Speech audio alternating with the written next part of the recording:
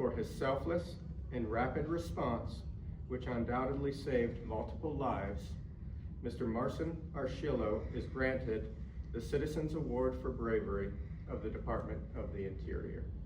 Thank you, Marcin. I do want to add that it's worth noting and wasn't referenced in this citation is that emergency responders from a number of other agencies were activated for this incident, including the United States Coast Guard Air Station Traverse City,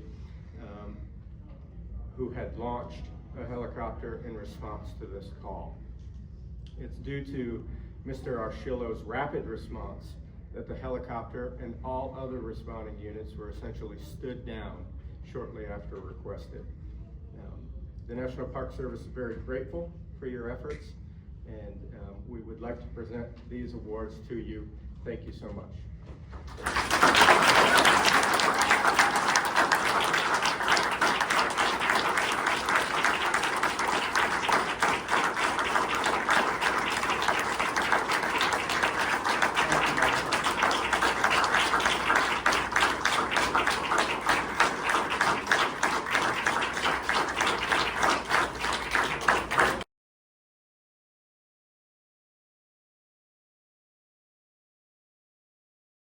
That's it. That he came up, in that moment I was able to reach him, and together we were holding that styrofoam board. He wanted to go back for his family, his wife and granddaughter, but I told him that we won't be able to make it, that we have to go back. I was afraid that we're gonna just drown there. So we made it back. I never realized how far it was, never realized how long it takes to get back. The moment I make it to the shore, I was finally able to slightly rest, and that's when I heard sirens.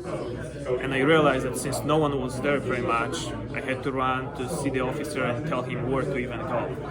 So after this exhausting swimming, I had to run toward the ramp.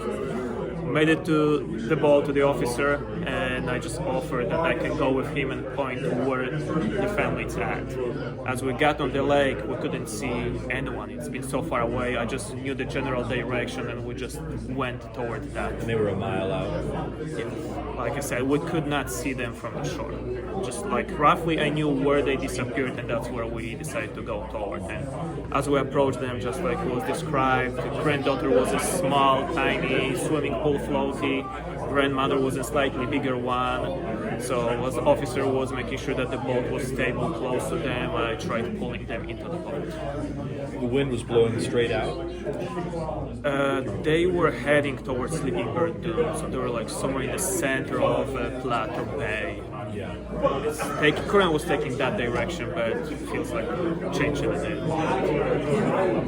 So once again, to save the grandfather, how far out did you swim? I can't really say right now. It felt like it was forever. Like I realized that suddenly I'm running out of energy. That styrofoam board was a huge help, and I was talking with the officer. I'm still like rethinking that moment, like what would happen if I wouldn't take that board. But that was holding us together. So there were moments that I was swimming and he was purely holding to that, and then we're both holding to that, just to make sure that we both made it back to the shore.